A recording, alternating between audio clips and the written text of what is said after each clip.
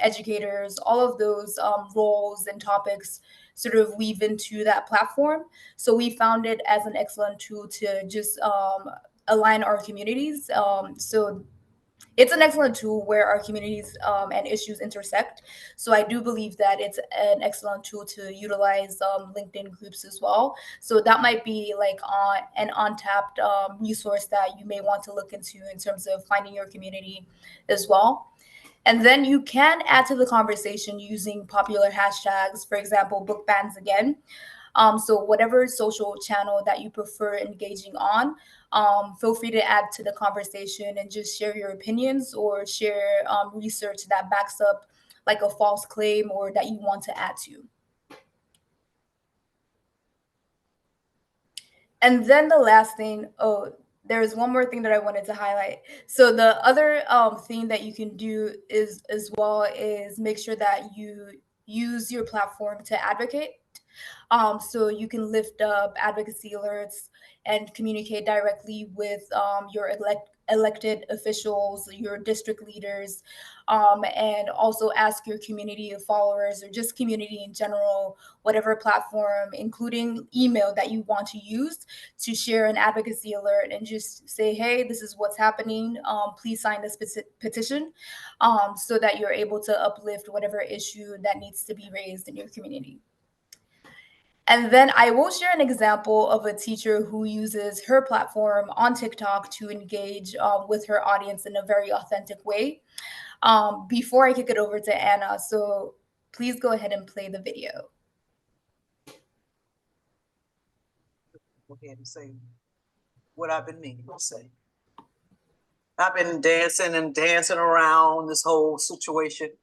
And let me just say, I probably should have been gone when they stopped hiring administrators like Joe Clark from Lean On Me. I probably should have been gone before my hair started turning gray. I probably should have been gone before the students actually took over the school. I probably should have been gone when it was okay the kids to walk around and say all kinds of foul and disgusting things. But when a teacher gives back that same energy, we down at central office pleading our case with the union. I probably should have been gone when parents stopped parenting.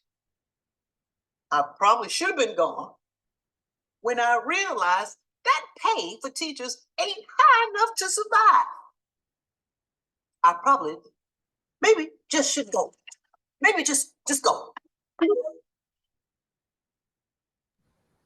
So that's an excellent example of a teacher basically reiterating their frustrations around the current moment, the issues that are happening now, but just being authentic with their voice and utilizing TikTok in a way that's, natural for that platform as well. So I will kick it over to Anna, who will go over the social channels that you can engage on. Yes, so there are plenty of social media platforms that you can choose to engage on, but I wanted to highlight a few of the biggest platforms that people tend to use.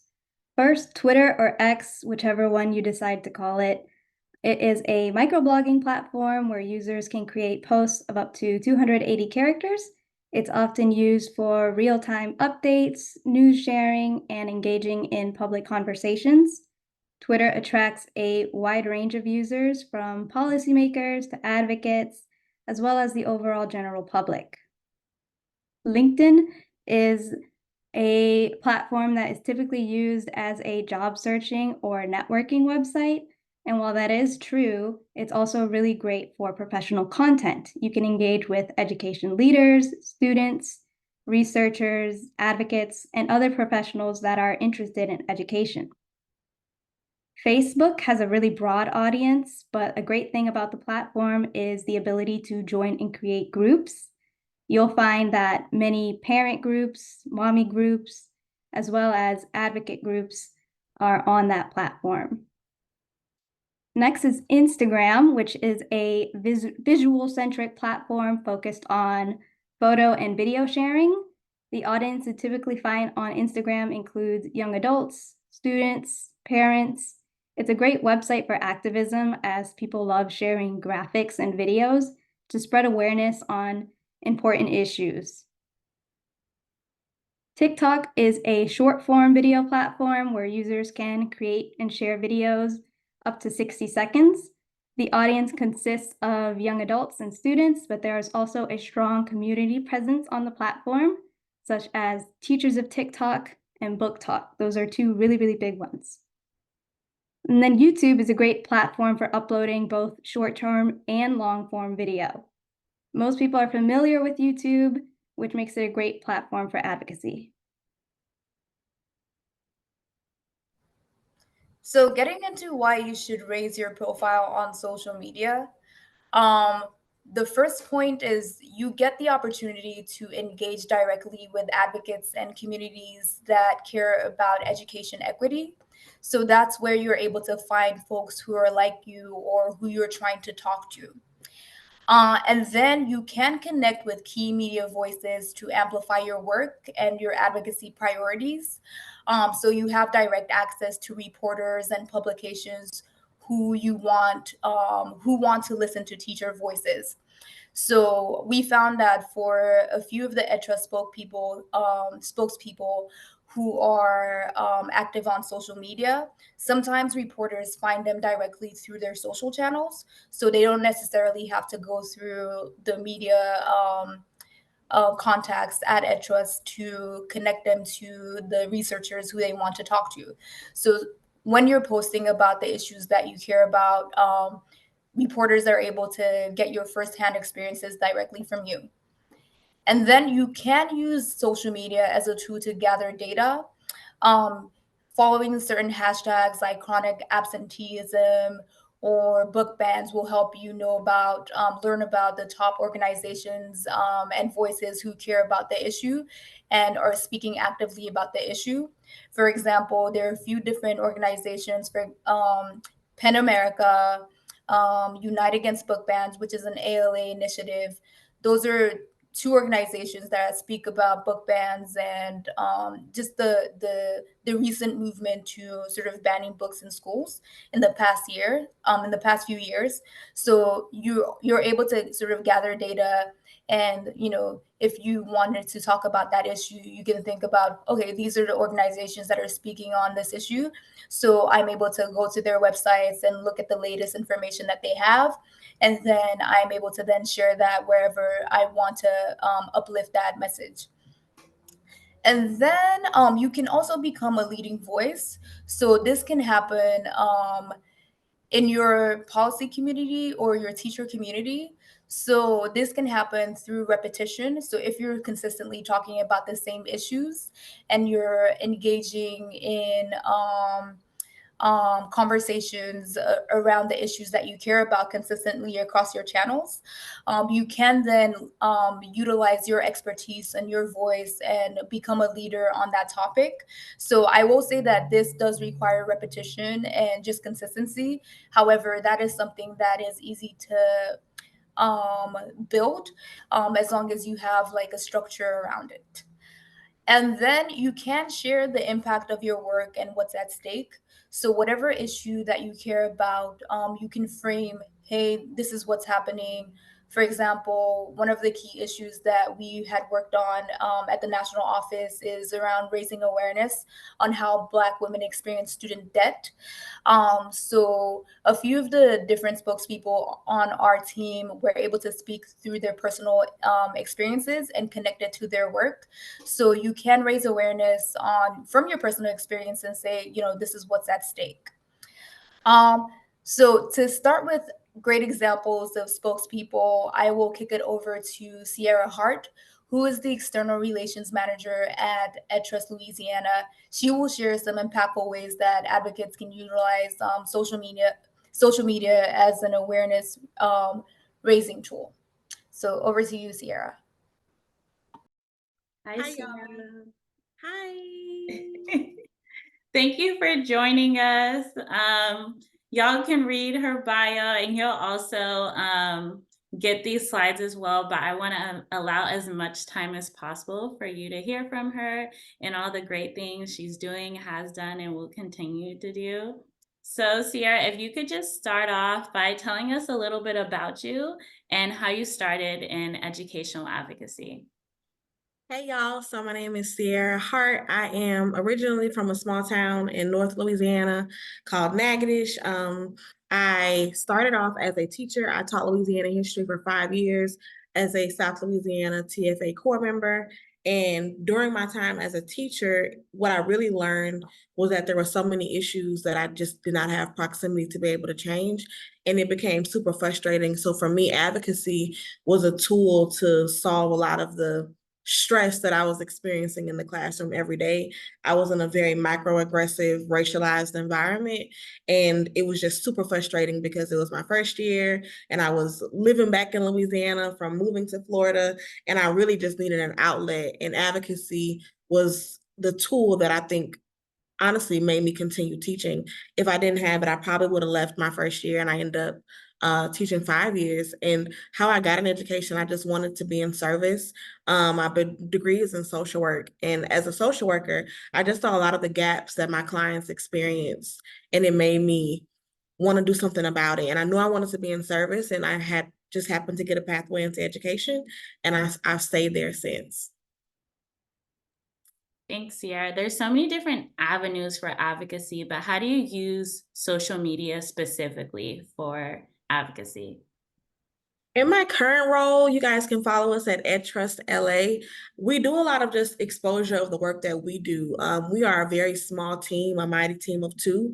And a part of us being able to build partnerships, which is vital to our organization, is to just share the work that we do. And so a lot of our work is centered around student voice. It's also centered around teachers and educators. And so as much as I can, I create reels and I use those reels to just expose people into a day in the life of being at EdTrust. Or if we go to a Bessie hearing, which is our Board of Elementary and Secondary Education, having our state director do a wrap up, what we call our equity in action, where folks can just listen in on what we were there advocating for and giving them an insight into you can be a part of this process too. Like it's a lot of times these systems just seem so big, or like you have to have a certain credential or title to show up. And what we try to do is bring the policy to community and help the community understand that we all just regular people, and so are those who are in charge. And by making that, using social media to like blur the line so that folks feel comfortable showing up. And what it's also been able to do is build our base. And so people all the time say, I see your stuff on social media. And a lot of times it's just me sharing the things that we do with our kids or in our events. And so it may seem small, but hearing that people are following it and they see it, it's like a boost to continue doing it. I would also just say as an organizer, we used a lot of advocacy campaigns via Facebook, Instagram, Twitter. One of the last campaigns that I did was during COVID, which was to erase the digital red line. And we had an online petition that we shared. And in addition to the online petition, we did webinars that we streamed live on Facebook. And we also just continuously shared those. And we had a lot of social media challenges. So like teachers tap in and share your experience using this hashtag, or teachers add in your experience utilizing a video challenge. So not only just utilizing my role in the organization, but encouraging those community members who I'm trying to engage to participate with us, because our goal is to always just connect and not just so much feed folks information, but make it to where it's like this transactional relationship where we can support educators and community leaders and teachers and students, but we can also have them support the work that we do. Grace mentioned that y'all do great reels and the content that you post with your kiddos. What are some tips and tricks you have to keep your audience continuously engaged? That's a great question. I would say definitely utilizing like apps like CapCut and Canva just to give some variety to the structure of the videos. I've noticed that when we are speaking directly to the camera and explaining something, sometimes that gets more traction than if it's just pictures. And so I try to do a combination of both, like no reel that's just pictures, but maybe a reel that's pictures, videos, and then if there is some type of graphic that has information, adding that in too. If there's a specific action, I always include the action into the caption. So if I want them to show up to an event, for example, maybe the reel will be capturing the type of event that it will be, but the caption will have the next steps. And I also send it to as many people in our contact list as possible. And a lot of times they'll reshare it, and that helps to build the traction too. Can you share like a success story of how you use social media for an advocacy or a legislative win? Oh, that's such a good question. My goodness, there's been so many things, y'all. I've been organizing since 2017. And so to think through all the things, I honestly would say, most recently, I would say our Amplify Louisiana program. That is our student advocacy group. We help train students across the state on becoming advocates. And the amazing thing that has happened as a result of that is people have been reaching out to us to not only just train students at their school, but also host PDs and conferences where we've been able to train leaders across the state on how to create student voice programs within their school. And now we also have school partnerships where if they do already have a student advocacy group, we've been able to provide guidance and training directly to their students. And it's really just them being able to see that this is something that we could offer. Like, yes, EdTrust is an advocacy organization. We have research, we have policy, but we can provide you some support on the ground as well. And that's been wonderful because I love the students. Like today, I trained a group of 15 students on the legislative process because we're taking them to the Capitol next week. And so just being able to share those experiences has now led us to adding more babies to our repertoire. And for me, that's who we do this work for. So I think that's the best win. That's the biggest win. Thanks, Sierra. I want to open it up to anybody else. If y'all have questions while she's here with us, you can drop them in the chat or feel free to come off mute and ask. Hi, Sierra. Thank you for sharing. You're full of so much bubbly. Like you just have such a great personality. So I can definitely see how you're very engaging with your audience. I wanted to ask, so what are your which platforms do you spend the most time on? And do you have a different approach depending on what platform you're on, or is it one that you specifically using? That's a great question. I think for us, it varies. So Instagram work-wise is where I spend most of our time posting reels and photos and recaps. Twitter is where we share a lot of our EdTrust national resources so that that community can plug into what's happening at EdTrust nationally. And I think LinkedIn, we do a combination of both. And it's just because of the audience differences. Like Instagram is very local. It's our very like local context. Twitter, we have a mix of both. And then LinkedIn, we a lot of times post bigger updates that's happening just in our organization across the state. I use Instagram specifically because of that local context, people being able to see that we were at a restaurant they go to, or that they can attend this meeting that's 20 minutes from their house. It just kind of bridges the gap, and that's helpful for us because we're a team of two, we're a statewide org, and so we are oftentimes going from Shreveport to New Orleans to Baton Rouge, and those places are like 3 hours, 1 hour, 4 hours from each other. And so utilizing social media, people can kind of see, oh, okay, they can come to Shreveport and do a landscape analysis to support a superintendent. Oh, you can come to Lafayette and do that. So just utilizing Instagram for that more local context is the one I would say we do most.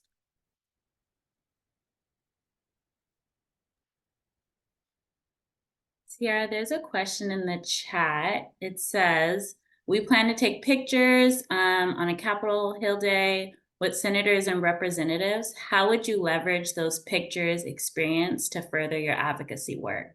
That is a great question. If you have a newsletter of some sorts that you could send out, or if you're doing it in partnership with the organization, I would say include those videos and those pictures in a newsletter. Also, include those pictures in a reel and utilize your caption or the feature where you can put the words over the picture in the reel just to say, we brought these folks to advocate on the Capitol, and maybe in the caption, these are the 3 things that we talked about. And so the pictures are just the foundation of the information you want the people to get from you.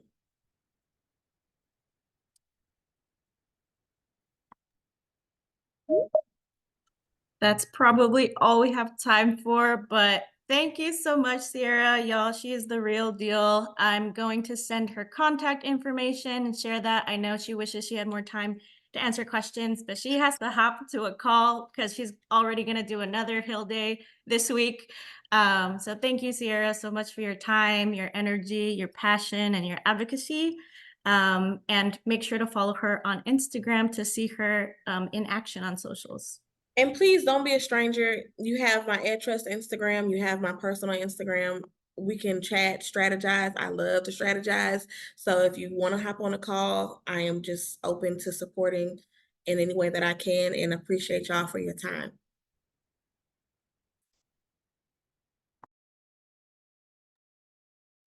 Thank you. And with that, we are actually going to pass it over to Grace and Anna, who are going to kind of show us some other examples of other advocates on socials that we can learn from and follow, and also how we can apply this learning. Yes, so we wanted to give more of a visual of what some great spokespeople on social media look like. So this is Sharif El-Mekki. He is the Chief Executive Officer for the Center of Black Educator Development. He's also a former teacher and principal. He utilizes Twitter, Instagram, and LinkedIn as his main platforms. And as you can see, based on some of the posts that I've shared here, he does a really great job sharing any posts that he directly worked on, such as that first news article he authored. He shares engaging images on Instagram, and he also reposts from partner organizations or organizations that align with his key issue areas in education. And if you could go to the next slide.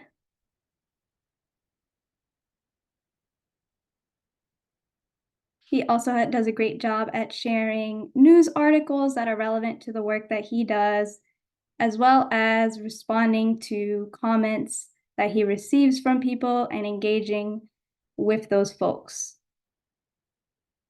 If you could go to the next one. So what are some key behaviors and practices that we can take away from Sharif? One is the importance of welcoming commentary and engaging with your audience by replying to comments or replying to any direct messages that you may receive. The importance of promoting yourself, sharing the work that you're doing with your audience is key. Amplifying the latest news on your areas of interest, as well as following and connecting with people that engage in those areas of interest. And then engaging with those people through reposts, commenting, liking, and sharing their work as well. That'll increase the chances that they do the same when they see you posting your content. And I'll kick it to Grace. So another great example of a really good spokesperson is Brittany Williams, who was EdTrust's former higher ed policy analyst. She worked on higher ed issues, including college access for student parents, college affordability as well, and then also illuminating how Black women experience student debt. So Brittany has a smaller following on her social channels. And then specifically on Twitter, she has about 600 followers, which is like the follower count I would say for the average person. So it's not a huge following, but she's been able to leverage her presence on Twitter specifically, and then other social platforms that she's active on, like LinkedIn, to really connect her research to her personal story, as well as finding community across these platforms. So one of the examples that I put up here on the top right is a post from Black Women's Equal Pay Day, where Brittany was featured in the 19th News. So one of the low-hanging fruit behaviors that Brittany adopted was just reposting the feature on her social media platform, which is specifically Twitter. So what a simple repost like that does, it highlights her feature to her audience because now the post is on her page, and then it helps spread the word to her network of followers, including like fellow researchers like her and journalists who will be able to learn that, hey, she's a spokesperson on this issue. And then just going back to that consistency piece, whenever Brittany posts something related to an issue that she's featured in, whenever she reposts it, like, utilizing low hanging fruit behaviors, uh, folks are able to see, including her community and reporters, that she's a key voice or a leading voice on that issue. And all she has to do is like just through a simple repost. But that's another way that you can adopt consistency and repetition to then establish your, yourself as a thought leader on a specific issue. And then another thing she does is she uplifts the work of her office, her national office, in her capacity as the former higher ed analyst. So whenever we have an event, she's able to just talk through, hey, like this is what we're doing, and if it connects to her work, like she then shares a shout out. I think that helps your audience learn, okay, this is where you're from, or this is where you are working, and these are the issues that we know that you care about. And then one of the other pictures on the top left, so Brittany recently got her PhD. So we were able to capture a moment of her celebrating that process. So I thought that was a really fun picture to include.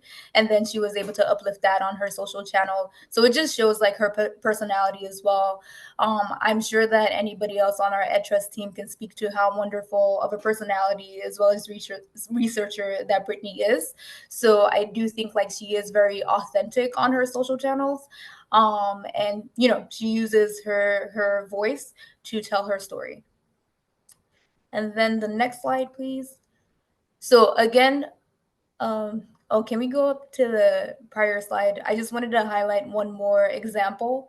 So again, there's another example of Brittany being able to uplift her features. For example, she was able to speak with the griot, and we were able to repost that on Twitter as well. So she, amplified the feature in a couple different ways.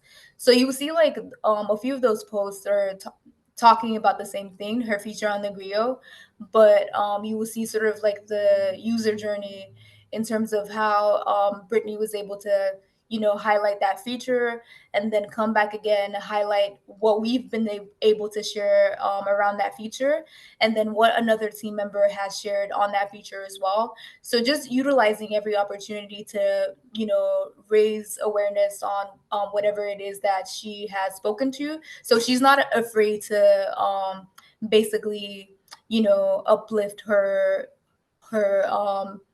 features and just uplift her voice on social. So it's not like cringe, as they would say, to utilize every opportunity to promote yourself. So I think like that helps in terms of the repetition piece. She does that really well in terms of being consistent. And then Brittany is also a really, really good example of a spokesperson who reporters reach out to directly. So I think like this is a really cool example because she doesn't have that much of a following, but she has established herself on her issue. So folks are, able to go to her directly through DMs to sort of say, hey, like we see that you talk about this issue. Can we talk to you about this in this piece? So next slide, please. So I did want to do a quick quiz to sort of pose a question to you all to share what you think Brittany does well. I've shared a few examples, but I would like to see if anyone has any sort of thoughts on what it is you think Brittany is doing well.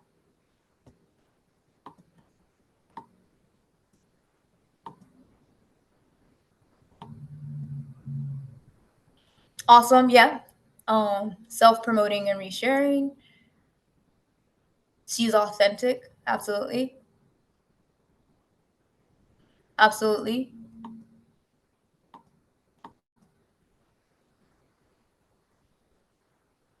Shouting out others. I love that you pointed that out, Martha. She does that really well. Not afraid to be cringe.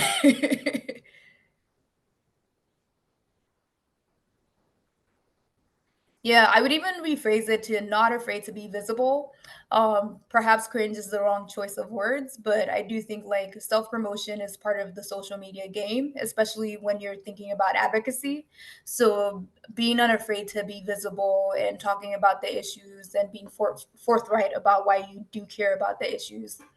So those are all great examples. And then just to reiterate what Brittany is doing well, so she leverages her personal story to connect to her work. And then again, she's always utilizing every opportunity to engage directly with education writers and journalists across social channels. So whenever she has a feature, she promotes like the writer, the publication, and then tags her work with EdTrust as well. So she tags at EdTrust and she connects it to her work. And then she does join in conversations with her audience and followers, and provides commentary on key issues. And one of the things that she really does well is just, low hanging fruit behaviors. Like maybe you're just, reposting something with a really short comment. It is still you engaging in the issue that you care about. And it might just be a question mark. It might just be as simple as that. But if you're reposting that and it's going to your audience, your people will get the context. And then one of the things that I have to shout her out for, as in my capacity as the digital manager for comms at EdTrust, is that she proactively engages with other EdTrusters as well as EdTrust events. So we work hard to promote their resources and our events. So it is nice to see that she engages with our events and just anything that we're putting out, and then adds her original commentary to that as well.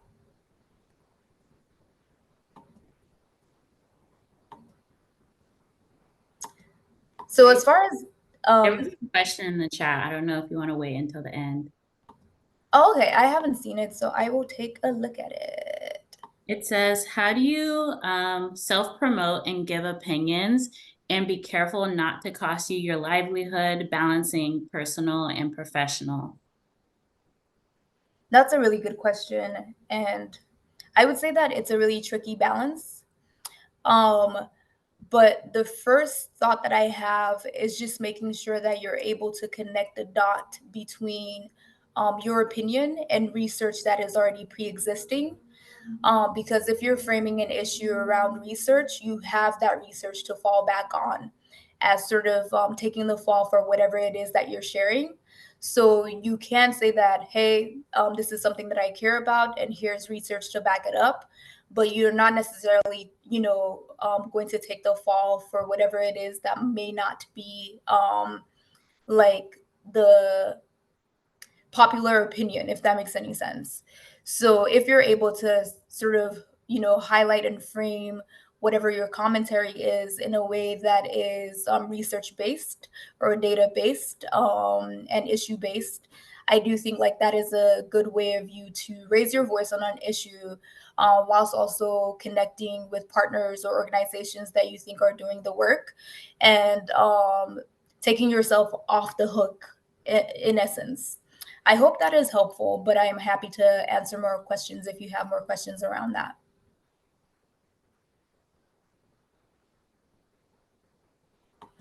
And then I see another comment from you, Tatiana, saying that nowadays people use social media as a gotcha.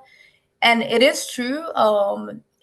Nowadays, like, you find a lot of troll comments, and, a lot of opposing opinions that people aren't afraid to share. So I do think that you kind of have to be careful where you're putting out your content. For example, we know that on TikTok, whenever we share a post, we get a lot of troll comments, especially around book bans. Um, and unfortunately speaking, on social media, you see a lot of the negative comments before you see the positive comments, especially when you're pushing it out to an algorithm that just does its thing. So that is to be expected. However, I do think just learning about what audience is on what platform, and then making sure that, hey, like, I'm being careful in how I frame a certain issue and connecting it back to some research, then that way you're able to sort of have a backup for how you're presenting your ideas.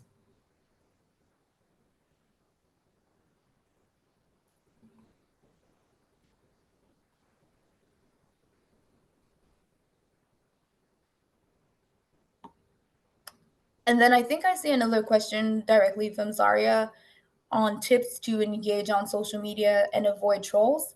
I would say that for the first part of that question, avoiding trolling is kind of impossible.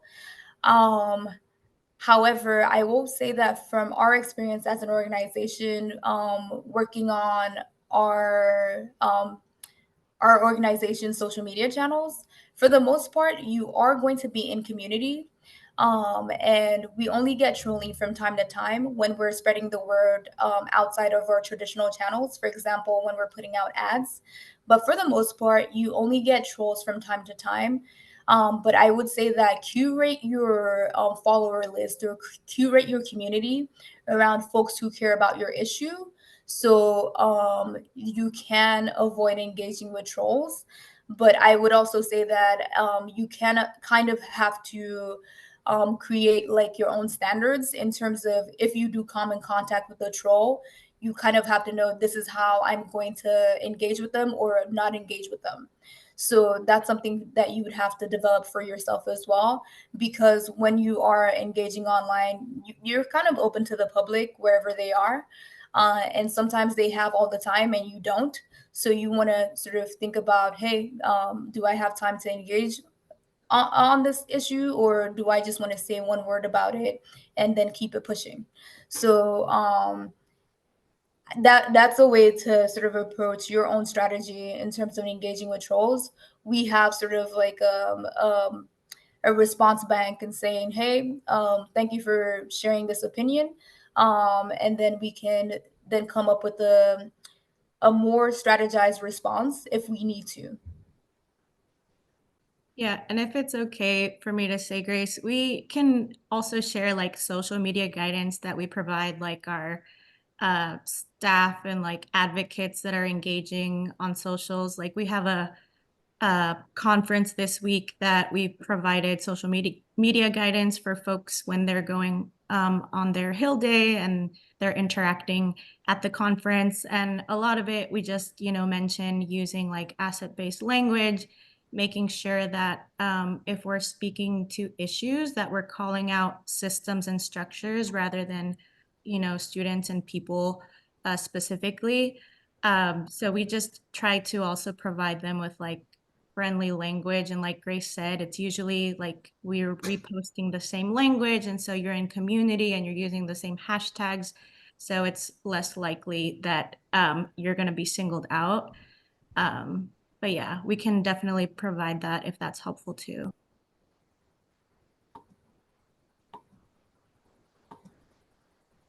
And does anyone have any other questions for myself or Anna?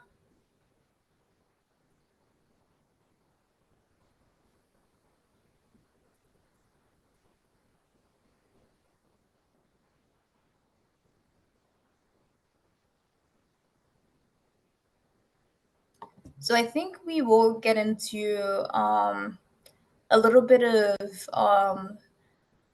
an exercise later on in terms of knowing what to post and what's okay. But in terms of like posting children, I think the best way is to stay anonymous and perhaps use stock photos. I wouldn't post a photo of a child without the parent's consent or just in general. So I think you would have to use your best judgment. Um, but I would say that from an organization's platform, we're utilizing stock images and we're not necessarily utilizing images of real kids outside of like advocacy days, like a day on the Hill. And those are usually like high school age kids or college age kids. But I do think like there are also best practices that we can put together for, what's normal and what's also sort of respectful of the audience that you're engaging with and the community that you're uplifting.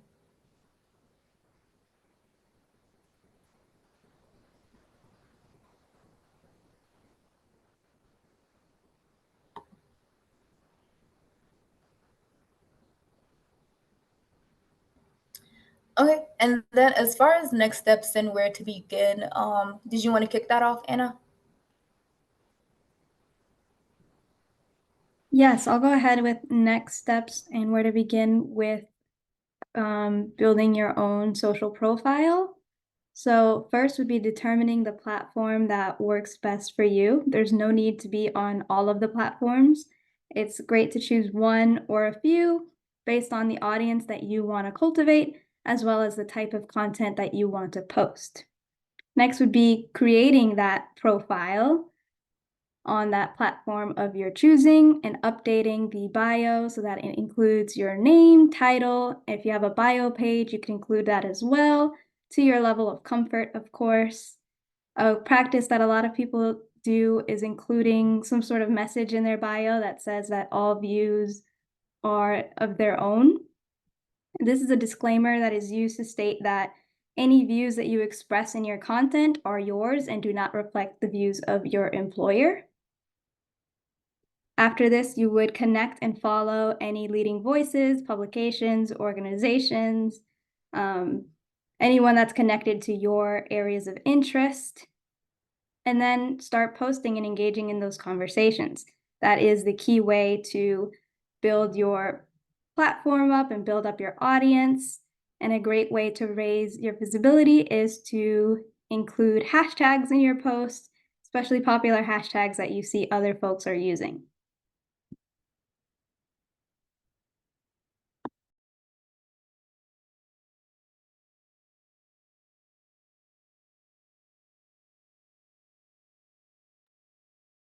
Thank you so much, Grace and Anna.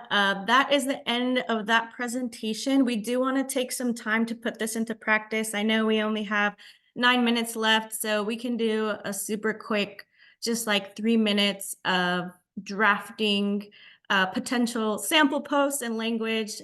And an easy way to do that is using from existing posts and toolkits that are already available, whether that's messaging toolkits that are available from maybe an advocacy org you already follow, or resharing a post or article that really spoke to an issue that you're passionate about and that resonated with you.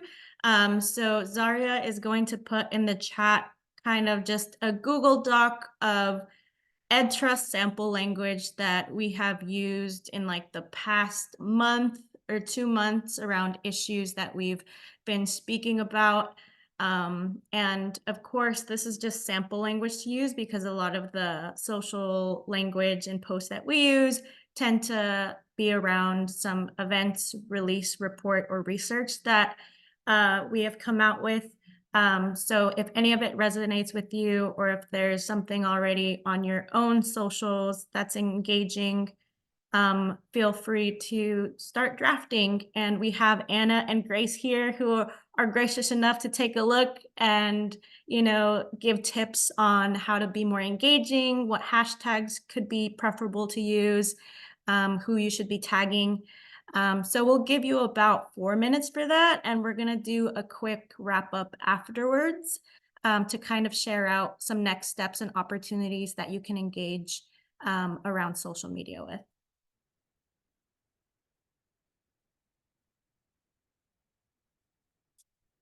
While y'all are drafting, I know Rosalind, I hope I'm saying your name correctly, had a question, Grace.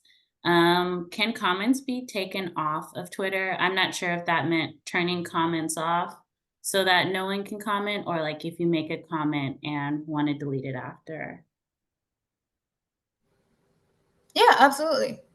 Absolutely. I believe all social media platforms have the ability to delete some comments.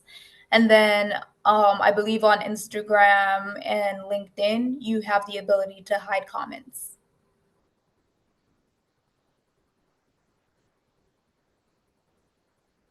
And please call out any questions that I may have missed. I think Eno had mentioned what's the name of the EdTrust LinkedIn page. So you can type in EdTrust, and I believe we should just come up, or the Education Trust. Oh, Anna already responded. My bad. I'm sorry, I don't know if I fully understand the assignment. Are we supposed to be posting this somewhere or just in the chat? It's a draft. You can post it into the social media sphere if you would like, but it's more of like drafting, us being here to as a soundboard as you're drafting, but just starting to engage in that process of drafting your own post. Okay, and we're just supposed to drop it in the chat. Yes, that would be great. Sorry, that wasn't clear in the instructions. Thank you. Mhm.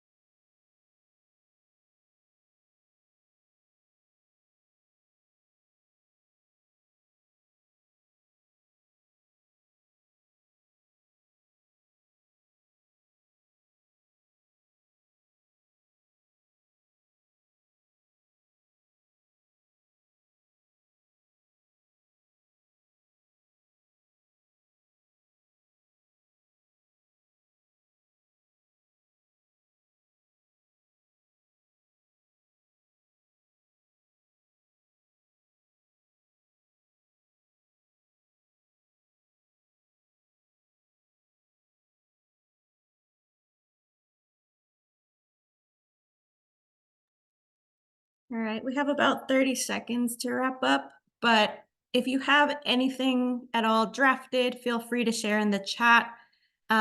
Grace and Anna can provide any feedback that they see. But we do want to leave time to share opportunities and resources with you all. So after this webinar, we are going to share resources. We're going to share contact information. These are a few resources that you could use to start engaging and using when interacting on social media and using social media for advocacy specifically. So we'll make sure to share these resources after and the recording with you all. I do want to make time for wrapping up and next steps. So what's next? As you can see here, just starting to begin building your social media profile and presence. As Grace said, repetition makes it easier for you to build your social media profile and get, your issues and voice out there. So following advocates, orgs, news outlets that you regularly keep up to date with and interacting with those is a great way to get started. Tweeting or retweeting around an issue you want to amplify and sharing resources, readings, and wonderings has been a great way that especially we encourage EdTrust staff to engage with. And of course, if you want to know of any resources, if you think EdTrust resources and issues align with yours, feel free to follow us on socials as well. We always appreciate when people amplify, these resources and opportunities we have with other advocates in the education space. I do want to also make it known that we're going to create a LinkedIn specifically for this group of educators of color, because as you heard today, one way to engage on socials is to join communities.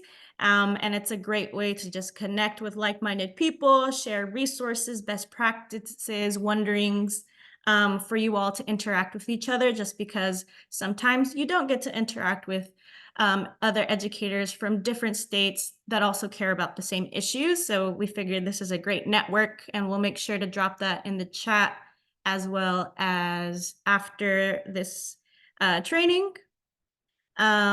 And lastly, I do want our digital team to do a plug-in for an EdTrust event that's coming up. Grace and Anna, I don't know if you want to touch on this a little and any opportunities that our educators here can possibly be involved. Yeah, so thank you for including this, Andrea. So in a couple of days, we are hosting a Can't Be Erased event that's focused on rallying against book bans and curriculum censorship. So we'll have thought leaders in the education space and just education advocates like Brittany Packnett Cunningham, as well as Heather Harding from the Campaign for Our Shared Future. and Preston Mitchum, who is a lawyer and education activist and civil rights activist.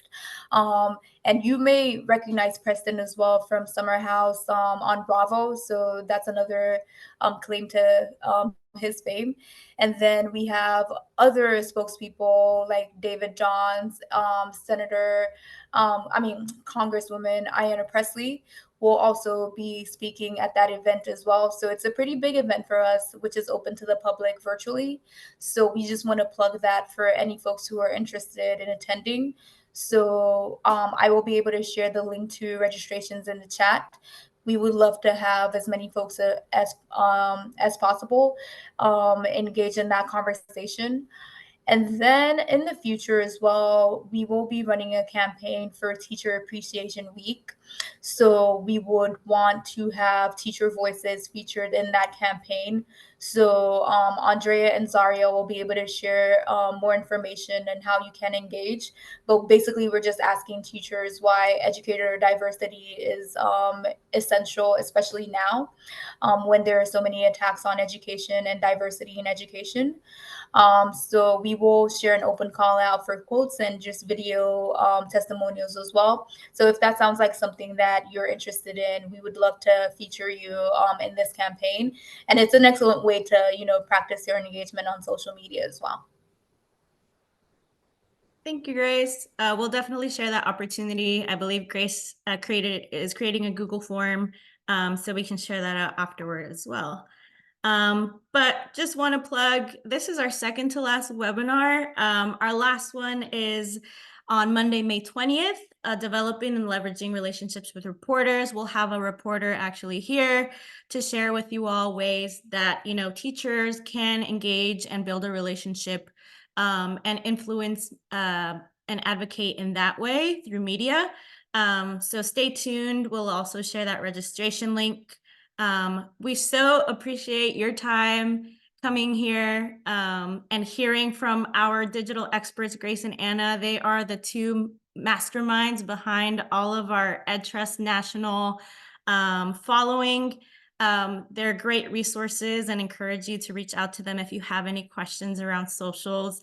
They can also give you some tips and tricks. They train our staff all the time because sometimes our staff already come, but they have no social media engagement, and they just become better and better advocates with their help.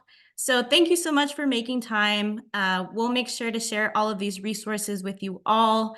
And yeah, it was great seeing you all, and hopefully see you on Monday, May 20th.